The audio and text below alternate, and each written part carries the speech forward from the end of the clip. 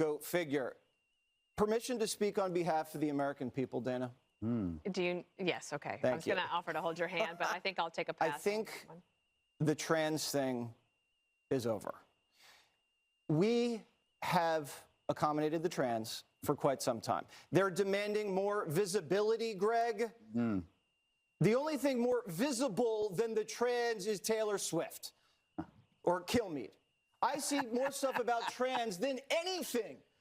Yeah, that's last Sunday, day of Transgender Visibility Day, which this year fell on Easter. Why? Because Easter changes every year, and someone who calls himself a good Christian should know that. But Jesse Water was deeply offended with this, and he's decided to speak for all Americans that this trans thing is over. This is part of a 3-year assault on the transgender community, our fellow Americans by the extreme right. They literally announced they're going to do this. Christopher Rufo said he was going to do this. And now that hatred is dividing our country and attacking innocent Americans, some of the most vulnerable people in our community. So here in Missouri, there's been a coordinated assault that's peeling away the rights of people who just want to live their lives in peace. Instead, they've been ruthlessly attacked over and over. They've been called monsters and ostracized in the most dehumanizing ways.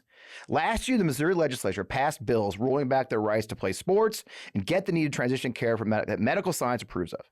I want you to watch this next report from our local Fox station on how many people they're targeting in an effort that this effort last year ate up most of the Missouri's short legislative session. It's not a long session. They spent the entire time talking about this issue. There's 2 things for this clip. The number, and look at this last guy.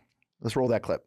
Because the day will come, and it will come sooner rather than later, that you regret this vote, that you will look back and realize it was the wrong vote and the wrong thing to do. According to the Missouri State High School Activities Association, there are 8 trans student athletes have been approved through their policy, 4 competing at the junior high level and 4 at the senior high level. And they will kick a kid around. They will do whatever it takes to get people so scared that they have to run to the polls. Democrats say trans families have told them they're considering leaving the state if this bill is signed by the governor. They are legitimately worried about living in the state, and it's not something that's taken lightly. But Republicans say they're protecting a vulnerable population. My response to that, if someone is disappointed in Missouri because they can't harm kids here, we are better if they are gone. That last speaker telling families of transgender kids to get out of the state is State Senator Bill Eigel. Embarrassingly enough, an Air Force veteran. He's now running for governor. He wears his bigotry like a badge of honor. You may already know him, actually. You may have actually seen this guy already. Believe it or not, those who are not in Missouri, because you know I'm in Missouri and St. Louis, you're not from Missouri. I know we got England, we got Australia in the house, but you may know this guy from this clip. Let's go, Brandon!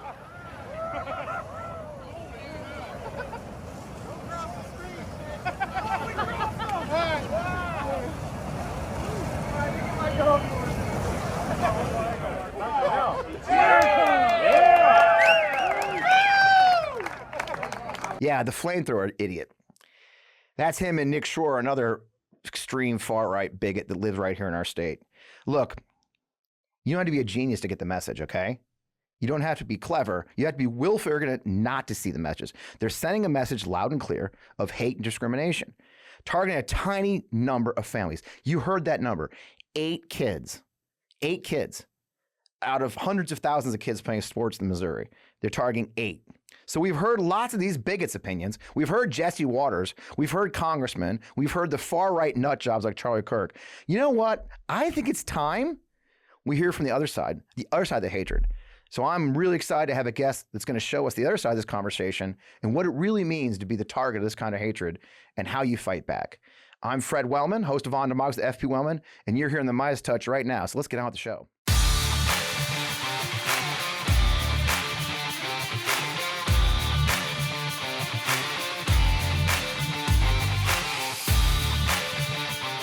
We're back. Man, welcome, welcome, welcome. As I mentioned, I'm Fred Wellman, host of On Democracy, as you know. Look, I got a great guest, and you may not know him, but you're going to now. Rabbi Daniel Bogard is a proud native of St. Louisan. He's part of the rabbinic team at Central Reform Congregation, located right in the city. He is one of the founders of a wonderful program called Camp Indigo Point, a camp for trans, gender expansive, and LGBTQ kids that brings together 150 campers from 30 states. 2 weeks in the summer. Daniel, Rabbi, thank you for joining the show. Welcome to Midas Touch Network, sir. Thank you. Excited to be here. So when you see that video of Jesse Waters saying the trans thing is over, when you see governor candidate Bill Eigel showing his naked bigotry, I mean, you're a father. I'm a father of my kids. What does this make you feel as the father of a trans child? And that's why you're here. You can tell us a little bit about that. Yeah.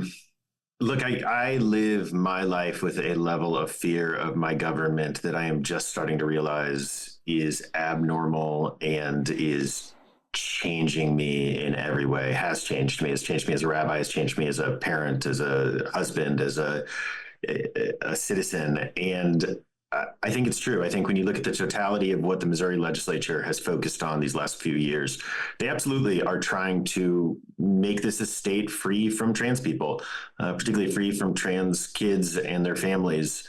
I've been a part of a group of parents who keep showing up in Jeff City, keep showing up in the Capitol to fight for our kids. And it's depressing because my family are the only ones left. Wow. Of these 7 families we have been fighting with for these years, the rest of them have left. They have fled the state. And they use different languages for themselves. Some of them say that they're just leaving. Some of them call themselves internally displaced refugees.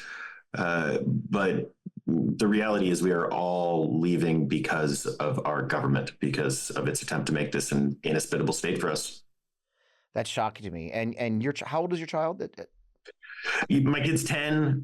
He's super well adjusted. He's popular. He's always having friends over, and he's one of the best athletes in his class. And he's a pain in the tuchus. And he's a 10-year-old. He built his own computer. He's a regular 10-year-old kid who happens to be trans. Right. And that's the thing. And it's Missouri basically spent an entire legislative session to pass a law that banned transgender athletes and affecting a grand total of 8 kids. And it just feels like, how does that make you feel as a family, as a father, when there's such a laser focus on essentially your family and a few others? I think I mentioned it earlier. It's like, I'm a dad. I'm a tiger dad. It's like, I will cut you, man. And I can't imagine what that must be like to face down. I've seen clips of you at the state Capitol facing these bigots. They just ignore you. How does your family feel? I had no idea everybody had left, first of all, and it's shocking to hear that. Yeah, they're all leaving, and I get why they're leaving. And truthfully, we would be gone if it weren't for the fact that this is home. My kids are growing up as the 4th generation, not just in St. Louis, but in our family home that my grandpa built for us. Built for himself. My dad grew up here. I grew up here. My son's growing up, in fact, in my childhood bedroom. My parents still live here in St. Louis. My brother is here. But if it weren't for that, we'd be gone also. It's brutal. It's really brutal. And you go down to Jeff, and look, the reason I keep going down is because I don't know what else to do. Like you said, you called yourself a tiger father. I like that. Because to me, it just feels like when they're coming after your kid, when your government's coming after your kid, you don't get to quit. And so if this weren't home, we'd be gone. But you go down and you listen to these legislators, the most powerful people in our state who are making our laws, talk about us as abusers, talk about how our kids are trans because they weren't loved enough by their parents. We've had state legislators, a state senator ask a kid what their genitals look like during a hearing. We've had state legislators where we go meet with them in their back offices to try to just make our kids seem human to them, who look at our kids and tell them that they're being abused by their parents and asking if they need to be taken away and protected from their parents. It's wild here. And it's a reality that I think most Missourians and frankly, most Americans who are not involved in red state politics just do not see. The levels of Christian nationalism, the level of totalitarianism that is rising. I say this with the full weight of being a rabbi. I understand the 1920s in a way I never thought I was going to understand the 1920s. Yeah. I mean, and that's the thing, isn't it? It is, and why I wanted this conversation, why I'm proud to be doing this show in Missouri, and so people can see, because so many people don't understand. And the thing is, it is a microcosm of what's going on nationally, right? We're not the only state going through this. This is happening in other states.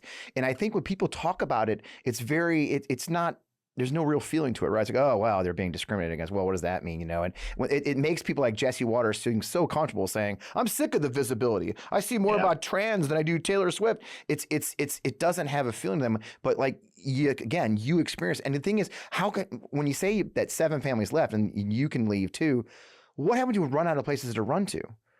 Right? I mean, how do we fight?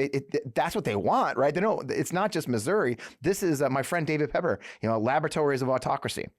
That's what state legislatures are, laboratories of autocracy. And that's you are living it, right? You are truly one of the people in a goddamn petri dish, if you will, of this laboratory of autocracy in a way, isn't it? It's the fear that we live with at night. The Family Services has been sent to investigate families like mine in Texas and in Florida. And when my wife and I are up in the middle of the night, and most of the time when Missouri's legislature is in session, we are up in the middle of the night. It's the fear of, what do we do? What do we do if they come and knock at our door about our kids? And, thank God we live 22-minute drive from Illinois. Yeah. Where we are. And we think about that a lot, of what it would mean to just get our kids, jump into a car and drive if we had to. But then what happens when the next Republican comes into office in the White House? And what happens when the Senate has become generationally unwinnable for Democrats because of the way that the populations are shifting in the United States?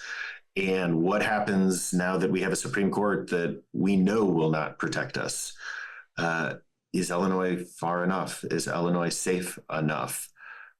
It's just wild, the sorts of conversations that we are having that I never thought I would have as a white Jewish American who grew up here. And that's so important to understand, right? It is understanding. Like we always say, it couldn't happen here. And those who watch the show know I talk a lot about my military experience, talk about my Iraq experience. I've told a story multiple times here on the show, for those who haven't heard it, where I remember sitting in mud huts in Iraq in 2003, having conversations with Iraqi civilians about what it was like to live under dictatorship, under an authoritarian government for 35 years. And the horrifying stories of the men pulling up into black SUVs at night and the family next door disappearing. And I remember saying, I just thank God I live in America where that's not the case. And it is becoming the case here. There are places where that's happening, and it's affecting average families. You're a young, you're a young father, like you said. You grew up here, just a Midwestern kid who happens to be Jewish and decided to take on the faith, as and you're facing this, and you just happen to have a kid who, I believe I know the story, one day said, "Hey, I want to do boy stuff," right? Yeah, look, I'm happy to share about my kid's story. He, from the very first moment that he could express any opinions, he was picking boy stuff. Yeah. He was a 2- and 3-year-old kid. He's a twin. And his sister was, princesses and purple and rainbows. And he was grabbing his older brother's trucks and trailers and stealing his older brother's clothes. He always wanted to be wearing boys' clothes. And then as he got older, gosh, I think he was 4 or 5. I will never forget the night I put him to bed, and he asked me if God could make him over again as a boy. Wow. Yeah. I didn't sleep that night. Because there'd been this background. So we understood that this was heavier than just a random question. And then he started begging for a short boy's haircut, and we processed our own internalized transphobia and first, cut it to his shoulders and then his chin. And the day we gave him a short boy's haircut, he looked at us and he said, "I'm a boy." And that was the end of it. And I can't tell you what a not big deal this has been in our lives and in our world. I know we live in a bubble, but he has 4 incredibly supportive grandparents who didn't totally get it.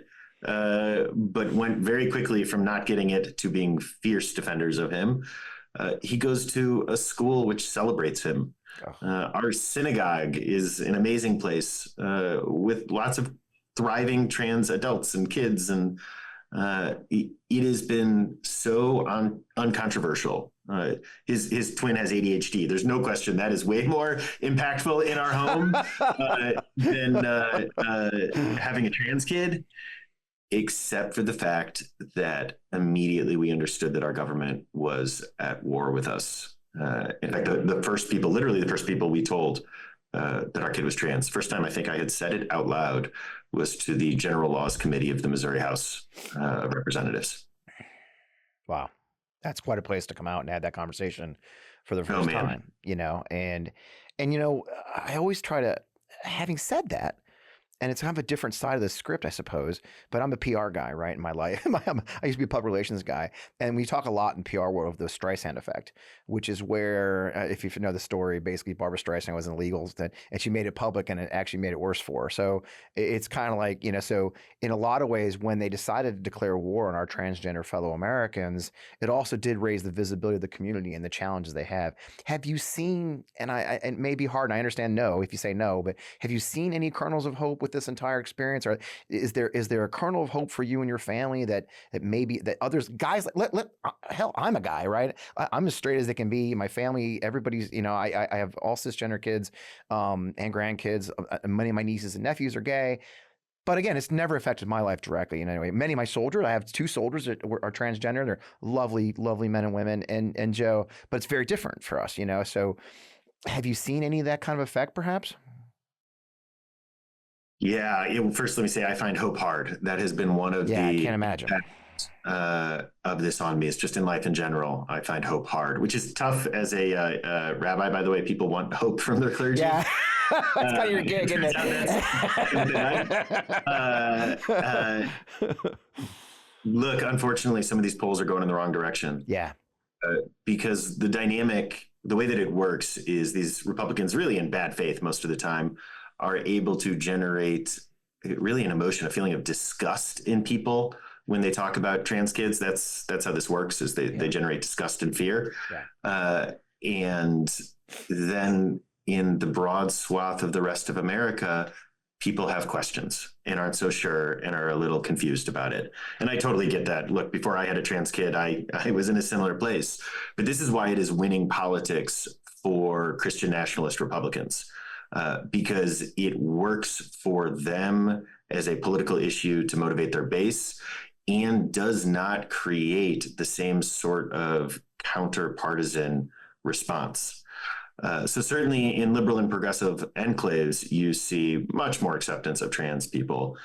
But if you look at the numbers nationally, unfortunately, all the big top-line numbers are moving in the wrong direction. That it is working. And, you know, I know we were going to talk about abortion, but you can't understand this issue separate from abortion, because as Republicans won on policy, as they were able to ban abortion in more and more states, certainly here in Missouri, it became a losing political issue for them. Right. We're going to get a abortion citizen initiative petition here in Missouri, and it's going to pass. Yeah. Because people want access to abortion. But trans kids are different because they are such a tiny percentage of the population that most people don't know a trans kid. Yeah. So it's really easy to get folks scared, to get them disgusted, and to whip up your base with this fear without the same political cost that abortion has, because, you know, half the population needs access to abortion services. Yeah. So, yeah, it's why I said that I understand the 1920s in a way that I never thought I would, because I see the way that the Republican Party is using trans kids for their own political good. I mean, they are waging a war on democracy, and it's the bodies of kids like my kid and families like my family that are the cannon fodder for them. And it's terrifying because there really is going to be real world consequences. It's a small step to violence, right? We know that, right? It's a small step. We see increasing crime. We see increasing attacks on transgender individuals as they're living their lives, just walking down the street. You know, we know this is happening, and it's encouraged, and they of course blink their eyes, and say, "Well, we didn't do that. We had nothing to do with that." When you know you're creating the environment, and like you said, 1920. It's funny how you bring up the 1920s. I was part of an organization called the Beer Hall Project. We focused on the Bureau Pooch, and people don't realize that was not the end of that was 20s, and the 20s up to when he took power was when things really got ugly. People forget that part, which was that setting the stage for the othering, the dehumanizing, and then we know where that ends. And people get all mad and say, "Oh, Nazis! Oh, you can't do the Nazi comparison." Like, but how can I not? How can your family? And I understand the disconnect it must be. I mean, obviously it's not the Holocaust, right? But yet. You know what I'm saying? It's right? I mean, very intentionally say the 1920s and not the 1930s. Yes. But the unfortunate reality is every 1935 began with a 1929. Right. Now, not every 1929 leads to a 35, and that's why I keep fighting, is the hope that we can somehow stem this tide. I also, frankly, keep fighting because it's not just the direct violence that happens. It's kids who take their lives, trans kids who take their lives because they look out at a world that hates them. And they aren't like my kid. They don't live in a supportive bubble. They maybe live in a world where it's their assistant principal who's the biggest bully in their life, where their parents don't accept them for who they are. And then they hear these things, these awful things that the government's saying, and they have no hope. So look, we lost last year on these bills, even though I went literally a dozen times to the state capitol, and we fought with everything we had. And my wife asked me, why do I keep going this year? And the answer is because those kids need to know that someone's fighting for them. Even if we don't change a single legislator's mind, those kids out there in rural Missouri and rural Arkansas and living in unsupportive worlds need to know that there are people who are fighting for them. And look, it's why we started the camp. The whole point of our camp is suicide prevention, that these kids will know because they had 2 weeks of this oasis that the world can be like that.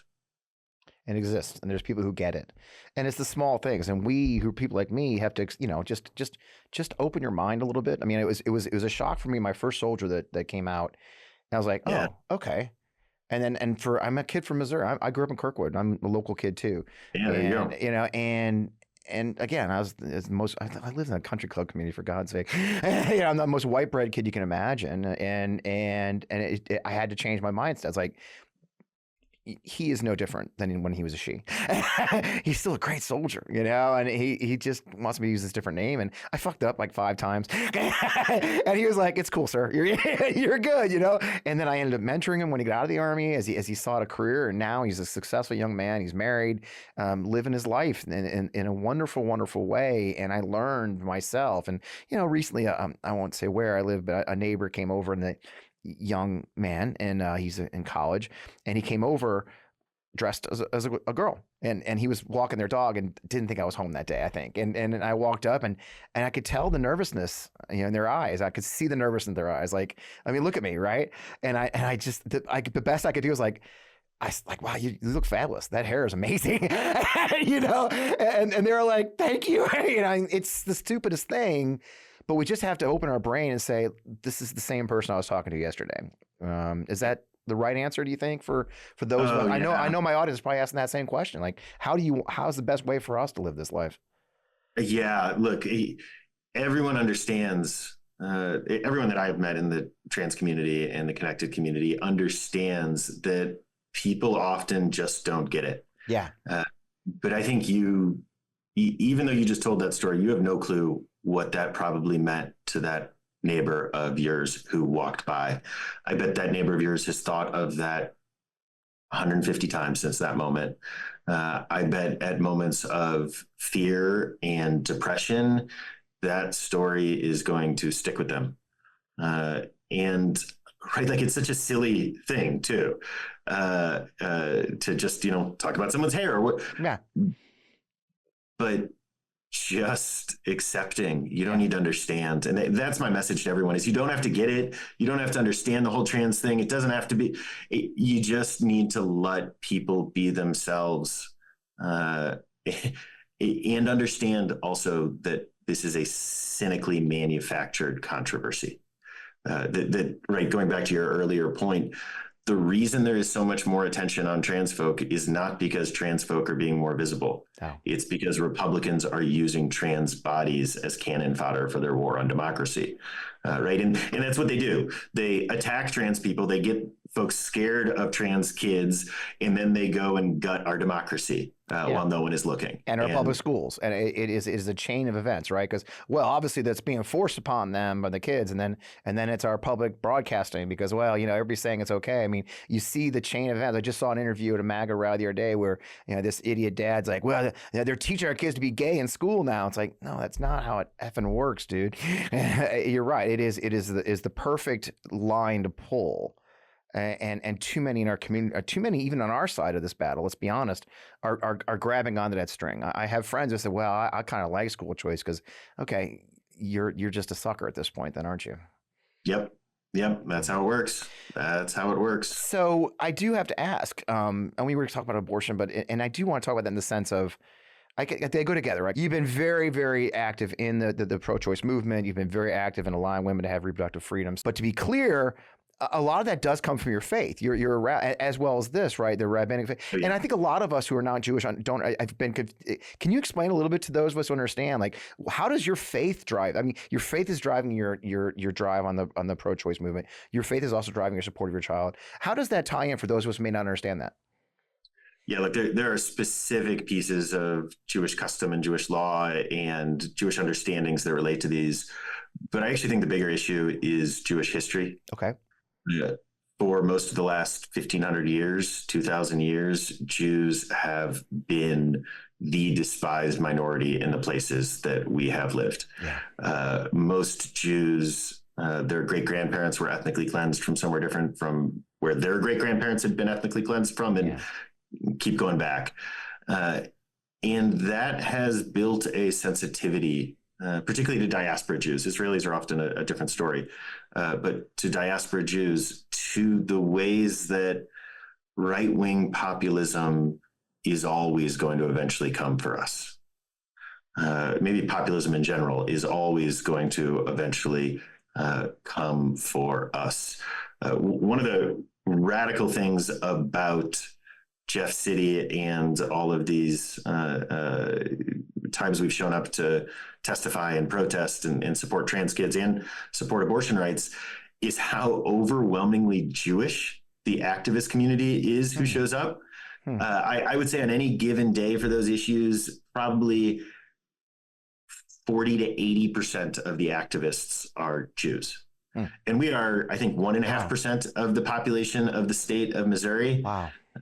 It's been really pretty inspiring, actually, to see. And it's been wild to watch the anti-Semitism flourish in our state legislature as a response to this. Because, so many of these Christian nationalist Republicans, they have this fantasy mythological view of who Jews are. And when I first started coming down and I would go to testify, there was a man, a white guy, a rabbi with a kippah on in a suit. They would sit up, they would listen, they would pay attention, they'd be respectful. Mike Moon would sit there and one of the real extremists here, the guy who supported 12-year-old girls marrying adult men. Yeah, he's a character. Listeners. But Mike Moon would come out into the hallway afterwards and want to ask questions and debate theology and texts. And they have all flipped. You've seen it happen as they've realized who Jews really are instead of who they imagined us to be, as they've seen Jews show up again and again to support trans kids, to support abortion rights, to support common sense gun laws. We're there on all these issues, voting rights. Anti-Semitism is flourishing amongst these folks. I mean, just flourishing to the point where they openly say awful things about Jews now. It's that same pattern again and again. Yeah. So to your bigger question, right, this is historically why Jews show up, because we've seen what happens. We've seen that this always leads to anti-Semitism. Now, look, there's also specifics about abortion where Judaism has long understood, for thousands of years, understood that for Jews who can become pregnant, it is a religious obligation to have access to abortion services. That if there is a choice between the pregnant person and the fetus, you always prioritize the life of that person who's pregnant. The same with the reality of gender not being a strict binary. We have 2,000-year-old texts that describe 6, 7, 8 different genders. We have stories from the shtetl in Ukraine of folks who were born as women transitioning to men and being accepted by the community and being taught to lead the prayers in a world where women wouldn't even be counted in a prayer quorum, married off to women, these trans men. So we certainly have these cultural bases for these religious bases for these positions, but so much of it, I think, is the sociology of having been an oppressed minority for most of our history. Which is just the shittiest way to get into this stuff. I love to say otherwise. It's like, well, we've been victims for so long, but I think that is why we need to have these conversations, so we understand that this is where it goes. That there's a community within us, within our, again, and something I emphasize a lot when I talk about these issues is fellow Americans. And it's one thing. It's one thing when I push back against the far right nut jobs in my timelining any day on X or even some elsewhere, I always say this thing: just full stop. You're talking about fellow Americans. No, that's right. No, stop. You're talking about other Americans. Your hatred is being directed at other Americans just for living their lives. That should appall anyone who intends to be a patriot. The reason we had this country was that, and then to find it within root here in 2024 that you and I on this silly middle-aged white guy podcast, I'm the most stereotypical middle-aged white guy you can have, and we're having this conversation that the fact that we've been oppressed, that we have a history, we know this shouldn't happen, and you and your family are having it happen. It is horrifying. But on another note, though, I do tend to, at the end of every show, I try to tell I have these wonderful people who watch us, and I'm so blessed that we call them the Midas Mighty on the Midas Touch Network, who are passionate about helping. They're passionate about getting involved. You stood up. I mean, I've read your story before. You just F it and went down to the Capitol, right? So and you've done it, you're a good example. How does a young rabbi suddenly become an activist in a state like Missouri? How could the people who are watching you and learning from, what can they learn from you, Daniel? It's like, hey, how do I make a difference where I live, wherever it is? Yeah, look, so much of it is just about showing up. Right. It's the same of every part of life. When someone's dying and sick, you just show up sometimes. And when our politics are corrupt and toxic and increasingly fascist, you just got to show up and you got to not quit. I guarantee you, whatever state someone is living in, no matter how deep red it is, there are people organizing, there are people in the Capitol, there are people protesting and testifying, and you start going. You go 2-3 times and all of a sudden you are a veteran. You go 2 years in a row and all of a sudden you're the leader of this movement. And we need people. We need folks to show up. We need to pack those rooms. We even saw it this year during, we've only had one day that was filled with anti-trans legislation this year, 13 bills on one day, much better than last year where we had about a dozen hearings. But we saw it on that day. We had enough people this time, but only enough. Yeah. And last year we were overflowing. And part of that is because people are losing faith. Yeah. Part of that is because people are giving up. And part of it is because people are leaving and have left.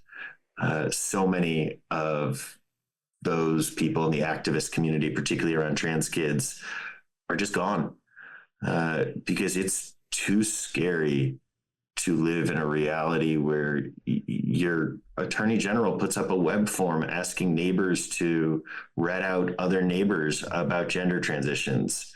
Right. When Andrew Bailey, our attorney general, did that, my wife and I were out of town and someone was staying with our kids, and we flipped out, called the person who was staying with our kids and talked about, if someone comes to the door, you just shove those kids in the minivan, you drive across the lawn, you get on the highway, you don't stop for red lights or anyone until you get to Illinois, which is crazy, right? That's our reality and that we think of Illinois that way. But so, yeah, I mean, back to your question, folks just need to show up. We need to replenish those ranks. And I'm telling you, you keep coming and you're going to be a leader of this movement in about 15 minutes. And it can't be just left to you. like you said, our Jewish community is at 1.5%. Our transgender community is microscopic. It's going to take people like me. It's funny. I tell the story. Years ago, I was invited to speak at an HBCU, a historical black university, on diversity, and the professor would call me. I'm like, you're a great diversity. I know. I said, what was his name? Frankie. Anyway, he called me and This is affirmative action in I'm practice. white, right? And he's like, no, but you're a veteran and you've been very involved. I was a veterans advocate at the time. And I called a classmate of mine from West Point, who's just a wonderful, and I think Ron Steptoe, if you're watching, thank you. And Ron has just been a wonderful mentor to me, African-American classmate. And I called Ron, what am I doing here, dude? I don't feel equipped to be at an HBCU talking about things.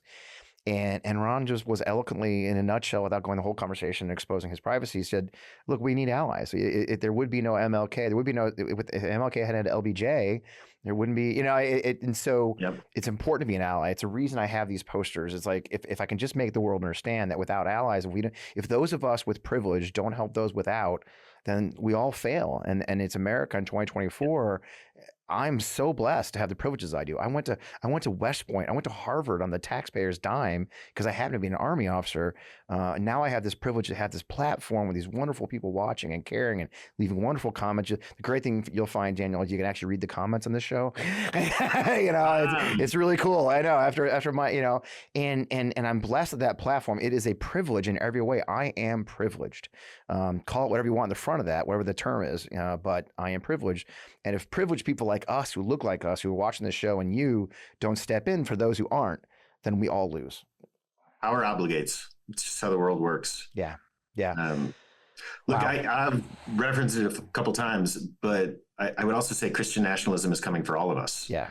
And people don't realize it. They don't realize how powerful of a force it is. There's a new PRRI survey out that says that Christian nationalists and their sympathizers are the largest political group in the United States. Wow. And, you talked about how people respond with hateful comments. You say, you mean your fellow Americans, our fellow Americans. And the reality that I have learned down in Jeff City is that actually we have a wildly different view of what America is, what America has been, and what we are called to become than Christian nationalists do. They very much understand this as a country by and for a particular kind of conservative, white, in particular, Christian culture. It's not about theology. This is not about Jesus. This is not about Christianity. This is about religious nationalism, the same way that, religious Zionism in Israel is destroying that society and doing so many awful things there. It is what's happening here. And people don't get it. They don't get that actually Christian nationalism is stronger in Jefferson City than religious Zionism is in Israel. No question. Yeah. It's the controlling power, and it is coming for all of us. It's coming for abortion rights. Yep. It's coming for our schools. It's coming for trans kids. It is coming for all of us who believe in an America that is pluralistic and has a fundamentally secular public square. And it's coming, and it's winning. That's what people don't realize. It is winning. Well, on that positive note, I can't thank you enough for this conversation. I mean, I think I want to have this conversation, this exact conversation I want to have, and you are just a wonderful American, for what you do and standing up for your family and here in Missouri, but nationally as well. So where can people find you online if they want to learn more about you, follow you, give you a boost? Yeah, find me. My username is everywhere, Rav Bogard, RAVBOGARD. I'm using TikTok as my main platform these days. I'm still on Twitter, but I don't go. I got my blue check back this week. I don't know why. Suddenly I have a blue check next to my name. Interesting. It's great. I got followed by Mark Hamill. I love Mark. Mark, right here, my Lord and Savior, Mark. Saint Mark. Yeah. I'm gonna light the candle until he comes on the show. Mark, I did an ad with Mark. That's awesome. I got followed by AOC, whatever. It's Jerry. She doesn't follow me. That's cool. Jesus. Sorry. No, that's amazing. I love it. Well, we will follow you there. Thank you for taking time. Keep up the fight. We really appreciate it. I mean, honestly, I personally, as a citizen of Missouri, really appreciate what you're doing. And you're fighting it in a different way than I am. I could possibly do. I couldn't just drop everything and head down to Jeff City. So we appreciate you. We wish the best to your family and everyone in your future and your safety. Thank you. I appreciate you. Appreciate you for centering this issue. And appreciate my synagogue community, which lets me do this work. Yeah. Well, good luck, and we'll talk to you soon, sir. Thank you. Take care. Thank you. If you're like me, you understand the pain of finding out what to wear each day. I mean, most clothes I have are uncomfortable, never actually the size I really am, and not to mention how much time is wasted trying to find a good outfit. And when you do have a good fit, you can only wear it for a few hours. We have to change for an important meeting or dinner and find a new outfit. Now, everyone wants to dress well at all times because, simply put, it's a confidence booster, even for men like me. Men's closets were due for a radical overhaul and reinvention, and Rhone stepped up to the challenge. Rhone's commuter collection is the most comfortable, breathable, and flexible set of products known to man, and here's why. Rhone helps you get ready for any occasion with the commuter collection, which offers the world's most comfortable pants, dress shirts, quarter zips, and polos. You've never have to worry about what to wear when you have the Rhone commuter collection. With Gold Fusion anti-odor technology, you'll be smelling fresh and clean all day long, and on top of that, Rhone is 100% machine washable, so you can just ditch it all in the dry cleaner, or ditch the dry cleaner completely, put it all in your own washing machine yourself. You know, I'm obsessed with the Rhone commuter collection. We're on the move a lot, whether it's I'm catching a flight or I'm going to a meeting or whatever. The Rhone commuter collection has never let me down so far. The commuter collection can get you through any workday and straight into whatever comes next. So here's what I want you to do. I want you to head to Rhone.com/Fred, use promo code Fred to save 20% off your entire order. That's 20% off your entire order when you head to RHONE.com/Fred and use code Fred. It's time for you to find your corner office of comfort. Check out our sponsor, Rhone. I hope you'll buy some outfits today. You know, this may shock you, but I'm a bit of a fan of good quality bath and body products. So I'm excited to introduce you to Sugar and Spruce. It's a woman and family owned and operated small business. It's all about making your bath time routine feel like a treat. At Sugar and Spruce, they believe that indulgence and self-care can go hand in hand. That's why they craft their products with the philosophy of fun, all while keeping them oh so good for you. It's all about finding the perfect balance, like a foam party for your senses, without any harsh chemicals or nasty preservatives. And guess what? They've got a little something for everyone under their umbrella. That's right, ladies, gentlemen, even the little ones can enjoy the magic of Sugar and Spruce bath products. It's a bath time extravaganza for the whole family. So, you know, look, whether you're a bath aficionado, a bubble enthusiast, or just someone who wants to add a sprinkle of joy to your day and have a great start, Sugar and Spruce has you covered. They got bath bombs that sizzle, bath salts that transport you to a serene oasis, and handcrafted traditional soap, which I just love, to make your skin feel fresh and clean, as well as a line of products just for men. Support a women and family-owned business. A family, you know, you might even recognize the name when you check it out. And treat yourself to some blissful bubbles today. Now, head over to their website today at sugarandspruce.com and give yourself the gift of indulgence by entering the code FRED, and you'll get 20% off your first order. That's right. If you shop online and use code FRED at checkout, you'll get a whopping 20% off your first order of handmade bath and body products straight from Fredericksburg, Virginia. That's Sugar and Spruce, SPRUCE.com. Sugar and Spruce bath products, where the everyday routines become extraordinary treats. I actually got emotional on that one. I just want you to put yourself in the shoes of a father, young father with kids, and you heard what he said. They have go bags. They live in St. Louis, Missouri. I had a go bag. Go bag is something we develop in the military and the State Department elsewhere. Any job that is in danger. So like if you're at an embassy, for example, in a dangerous country, you pack a go bag. It's a common thing. And what that is your bag with all your items, like your passport and personal items and stuff. And you have about 3/4 packed. And when something breaks out, when things go wrong, you stuff your stuff in your bag and you go. And what I literally just heard is that a rabbi of a lovely community, a synagogue here in my hometown where I grew up, probably has go bags for his family and kids in case the legislature decides to outlaw the existence of his family.